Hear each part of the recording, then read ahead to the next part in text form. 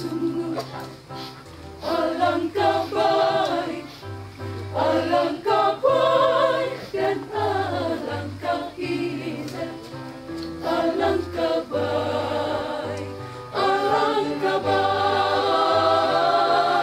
Sungguh alangkah baik, alangkah baik dan alangkah indah bila saudara diam bersama, bila bersama saudara hidup rukun. Allah Bapa yang Maha Kuasa dan Kekal, kami bersyukur karena Engkau telah memilih Maria sebagai bunda putramu dan menjadi pelindung keuskupan kami. Kami juga bersyukur kepada dalam liturgi sabda ini, kita akan mendengarkan firman Tuhan. Tetapi Tuhan Allah memanggil manusia itu dan berfirman kepadanya, "Di manakah engkau?" Ia menjawab, "Ketika aku mendengar bahwa engkau ada di dalam taman ini, aku menjadi takut." Supaya mereka semua menjadi satu, sama seperti Engkau ya Bapa di dalam aku dan aku di dalam Engkau, agar mereka juga di dalam kita, supaya dunia percaya bahwa Engkaulah yang telah mengutus aku. semoga mereka semua menjadi satu, agar dunia percaya. Ini doa khusus dari Yesus sebagai seorang imam agung menjelang dia menyelesaikan tugas perutusannya di bumi ini, masuk pada misteri penting, misteri salib. Semoga mereka semua bersatu agar dunia percaya. Sangat penting persatuan dan kesatuan. Maka penting harus bersatu dengan Tuhan. Bersatu dengan Tuhan memungkinkan kita bersatu dengan sesama. Di sana hidup kita menjadi rukun, damai, dan kita menjadi saksi hidup bagi dunia. Apa saja yang kita omong, apa saja yang kita buat, apa saja yang kita kerjakan, orang percaya. Bicara boleh besar, siapapun bisa, tetapi membuat orang percaya tidak terlalu mudah. Harus kembali kepada satu dengan Allah, kembali satu dengan sesama. Panggilan yang luar biasa itu Maria jawab dalam sikap dan semangat hamba. Aku ini hamba Tuhan, jadilah padaku menurut perkataanmu itu. Sudah lama Maria tunjuk jalan ke larang duka. Sudah lama Maria buka jalan ke larang duka. Siapa yang pernah menyangka bahwa ketika 500 tahun yang lalu, ketika kita peringati dengan rasa syukur, bangga, bahwa sebuah patung bersejarah dengan cerita-cerita khusus, apakah itu penjelmaan, apakah itu patung yang terdampar, itu adalah wujud cerita untuk mengungkapkan keyakinan iman masa lalu, bahwa pada satu ketika seorang ibu cantik, ramah, dengan wajah teduh, berdiri di pantai, itu pantai kita, dan dia menapakkan kaki di pasir. Dan bahwa kemudian dia berjumpa dengan seseorang. Terserah orang mau sebut dia dari suku mana. Karena suku boleh penting. Tapi pesan dari Maria jauh lebih penting daripada suku siapapun. Dialah yang berjumpa dengan salah seorang dari kita, mewakili zaman dulu, berjumpa dengan ibu itu. Kita bertanya, kenapa ke Larantuka dan bukan ke tempat lain? Kenapa dia turun menapakkan kaki di pantai? Tidak hanya menapakkan kaki, cerita lanjut bahwa dia menulis nama di pasir.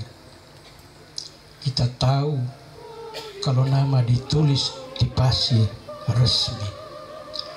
Kita tahu kalau telapak diinjakan di sebuah tempat resmi. Boleh saja gelombang laut menghapusnya, tetapi sejarah bahwa tempat kita dipilih Tuhan, tempat kita pilihan Maria, dan dia sudah memberi stempel dengan kaki, telapak kaki, dan dia sudah menulis tanda tangan namanya di pasir, walaupun itu disapu kemudian. Tapi peristiwa sejarah tidak pernah hilang. Kenapa dia tulis nama di situ? Kenapa dia menapakkan kaki di situ?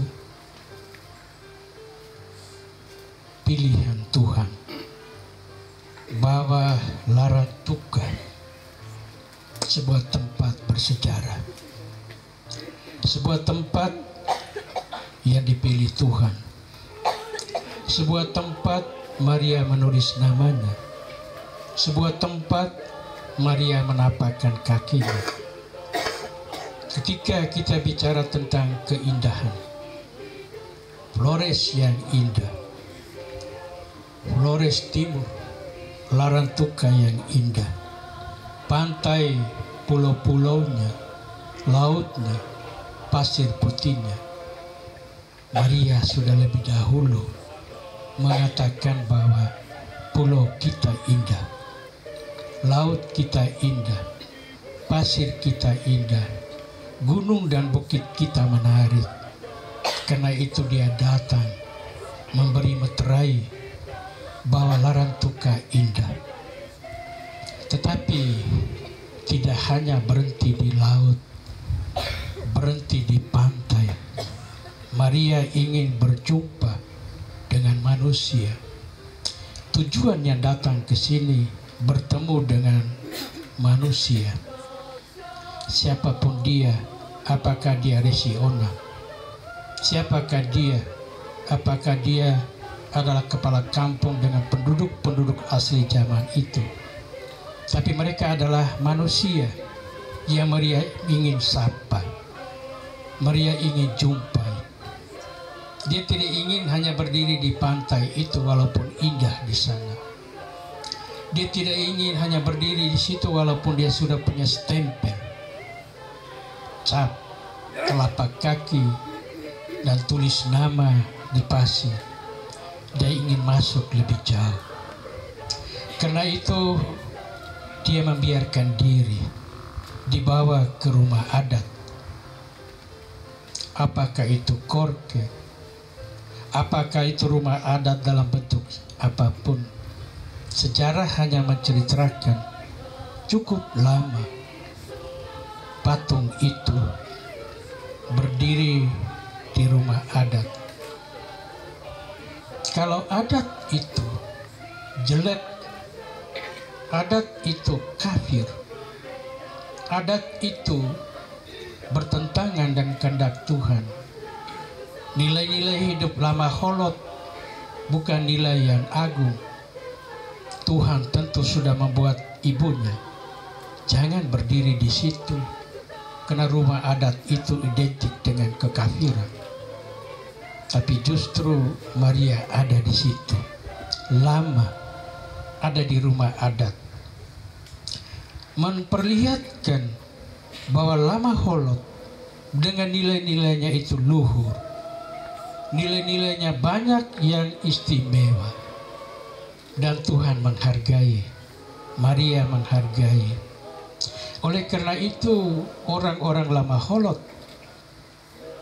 menggali nilai-nilai yang terpendam, nilai-nilai yang ada di dalam kelamaholotan itu yang harus kita bangkitkan. Karena Maria telah tunjuk jalan, hiduplah dalam nilai-nilai Lama Holot yang telah ditunjuk oleh Maria sebagai seorang ibu, menghantar kita dari nilai-nilai Lama Holot itu bertemu dengan Tuhan. Dan kita harus juga menghargai nilai-nilai Lama Holot kita, kekeluargaan, gotong royong, kebersamaan, kerjasama adalah nilai-nilai yang Bunda Maria tunjuk.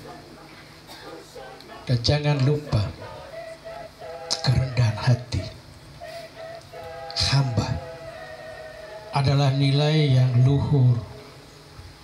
Tidak boleh masyarakat Lama Holot tampil membanggakan diri, menyombongkan diri. Sukunya jauh lebih hebat dari suku lain. Dia adalah lebih besar dari suku orang lain. Jangan. Maria memperlihatkan bahwa hamba adalah penting. Menjadi hamba, nilai dari Maria dan nilai para leluhur, nilai Lama Holot yang harus kita simak, yang harus kita pelajari. Kita tahu bahwa di rumah adat itu dia berdiri cukup lama sampai perjumpaan dengan iman, dengan Yesus yang dibawa oleh para misionaris. Saat itulah Maria mulai masuk kerajaan. Siapa yang menyuruh seorang raja, Don Lorenzo DVG II, yang dengan ikhlas menyerahkan tongkat kerajaan pada tahun 1887, 14 September, Pesta Salib Suci. Raja dilantik di dalam gereja dan meletakkan tongkat kerajaan di altar Bunda Maria Hati Tersuci dan membuat satu kaul penyerahan diri kepada Maria. Siapa yang pernah bisik kepada raja itu bahwa engkau harus serahkan tongkatmu? Siapa yang menjadi penasihat raja untuk memberi tongkat itu? Hanya ilham dari atas. Ia memberikan kesadaran seorang raja tunduk menjadi servus, hamba, dan serahkan diri. Dan saat itulah Maria masuk kerajaan. Maria lah yang memimpin kerajaan ini. Maria lah yang menjadi reina. Kita tahu bahwa setahun kemudian pada 8 September 1888 raja yang sama membuat pembaharuan untuk menegaskan bahwa penyerahan tongkat itu tetap. Kita tahu tidak ada seorang raja berikut yang mencabutnya. Maka sejarah kerajaan itu sejarah yang tetap. Kerajaan ini adalah kerajaan Maria. Para raja adalah servus, hamba, pelayan dari Maria. Dia berlangsung terus karena itu fakta sejarah. Kepemimpinan, pemerintahan boleh berubah, strukturnya. Memang kerajaan sudah tidak ada. Kita masuk pada zaman kemerdekaan, pemerintahan baru. tidak ada penghapusan kepada fakta sejarah bahwa Maria lah yang memerintah kerajaan ini. Maria lah yang menjadi ratu kota ini. Dan ketika uskup pertama Monsinyur Gabriel Manek ditabiskan menjadi uskup, siapa yang omong kepada uskup ini bahwa engkau harus serahkan keuskupan ini kepada Maria? Tidak ada yang membisikkan selain ilham dari atas. Maria Protegente. Satu perjalanan yang panjang dari pantai ke rumah adat, masuk kerajaan, dan masuk keuskupan, masuk gereja, dan ditegaskan dengan moto Uskup Gabriel Manek, Maria Protegente, di bawah perlindungan Bunda Maria. Pertanyaan kita, perlindungan Maria itu sampai kapan? Dia berlangsung sepanjang hidup. Semuanya di bawah lindungan Maria. Dan ketika menjadi seorang uskup keempat, tidak ada orang pun yang membisikkan kepada saya bahwa moto kegembalaanmu adalah semoga mereka semua menjadi satu agar dunia percaya. Tidak ada seorang pun yang membisikkan bahwa jangan lupa Maria, karena Maria itu sudah lama dari awal sebelum kita lahir, sebelum Larantuka terbentuk, ibu yang sudah dari awal menaruh perhatian istimewa kepada Larantuka, kepada kerajaan, kepada keuskupan. Maka kesadaran bahwa semua persatuan itu hanya mungkin kalau orang menghambakan diri. Aku ini hamba Tuhan, jadilah padaku menurut perkataanmu itu. Apakah momentum penting itu boleh kita pahat, boleh kita hadirkan dalam bentuk apapun? Tempat-tempat bersejarah, monumen-monumen penting, patung-patung yang megah, boleh saja, tapi bukan itu yang terpenting. Yang terpenting adalah kota ini, kota Maria. Yang terpenting bahwa putra-putri Maria adalah hamba, pelayan yang setia dari Bunda Maria.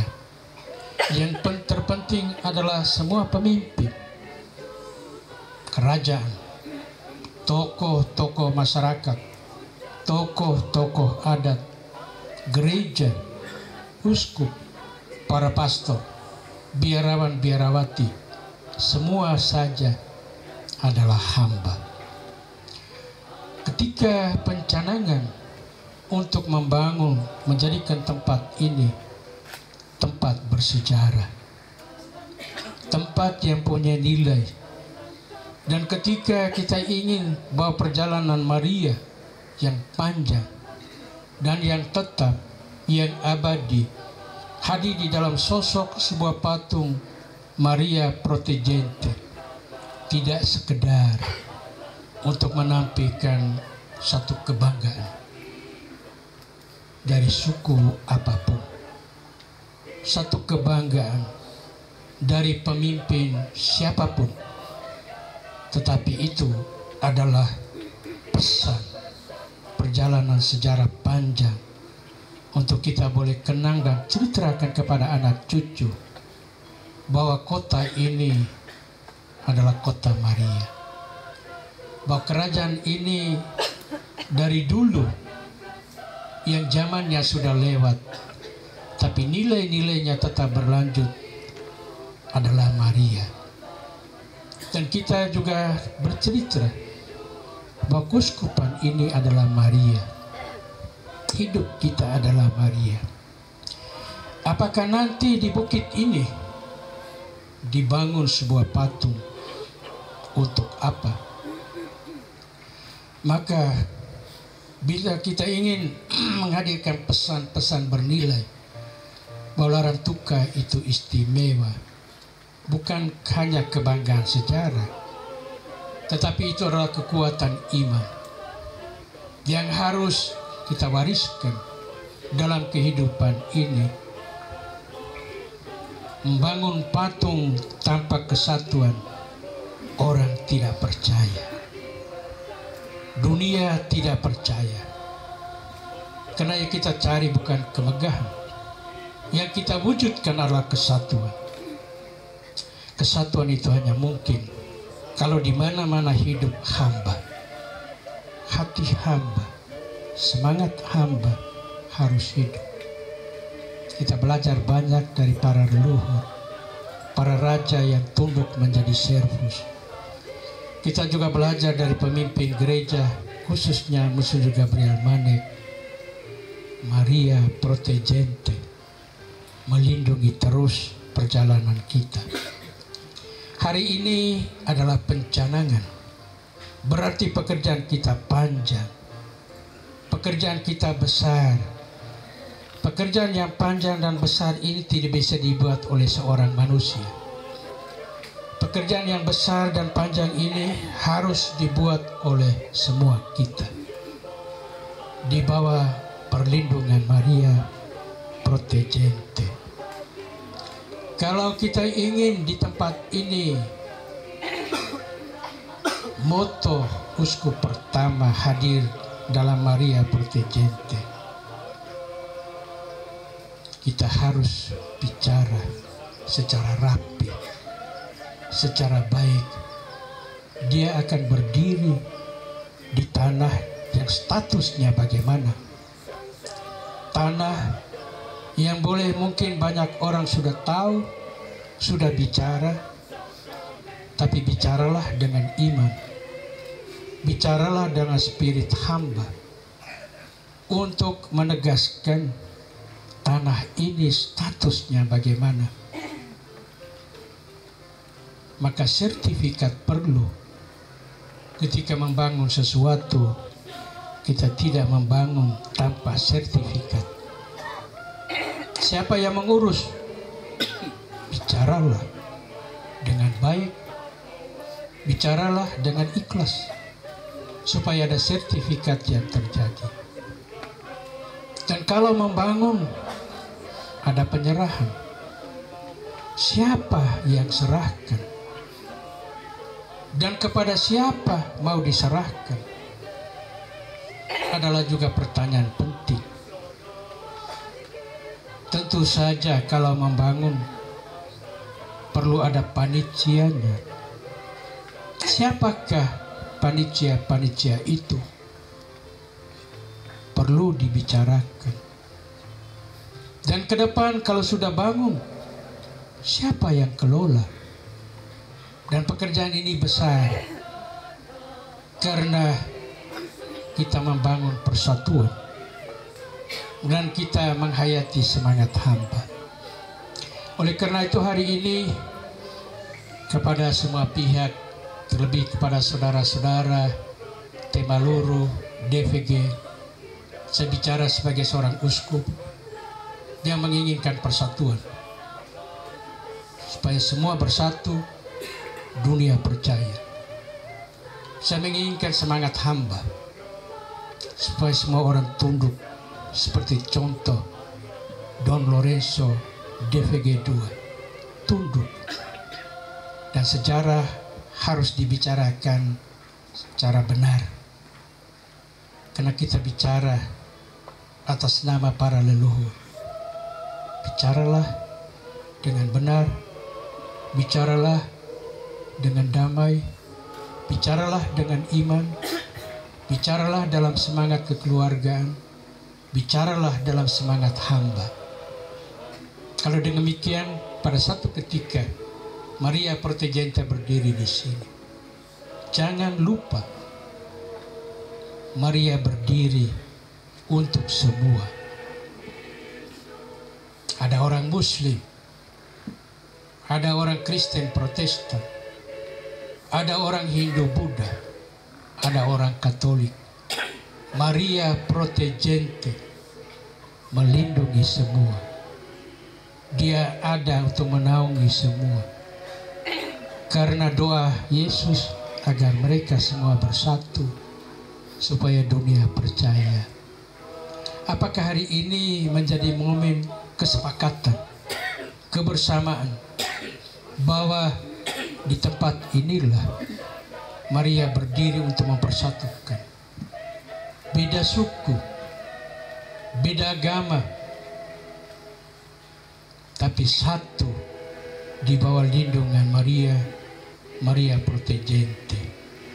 Mari kita bangun persatuan. Mari kita tunjukkan kerendahan hati sebagai hamba. Saya yakin Bunda Maria Protegente setia mendampingi kita. Monsinyur Gabriel Manek yang telah serahkan keuskupan ini, Maria Protegente setia mendoakan.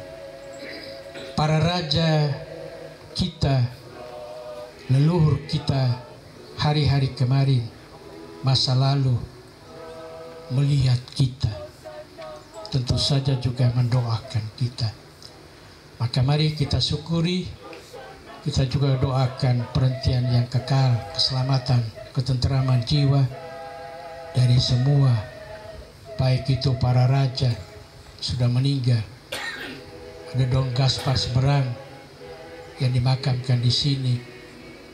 Kita berdoa bagi pemimpin-pemimpin gereja, Monsinyur Gabriel Manek, uskup-uskup lain yang telah berpulang. Kita juga doakan para leluhur dulu kala, mereka juga orang bersejarah yang telah menghantar Bunda Maria dari pantai ke rumah adat, masuk kerajaan dan sampai dengan saat ini. Banyak sekali peristiwa-peristiwa sejarah, peristiwa-peristiwa iman yang telah terukir dalam perjalanan Larantuka. Maka Larantuka ini adalah Maria. Tuhan memberkati, Maria Protegente melindungi dan mendoakan. Amin.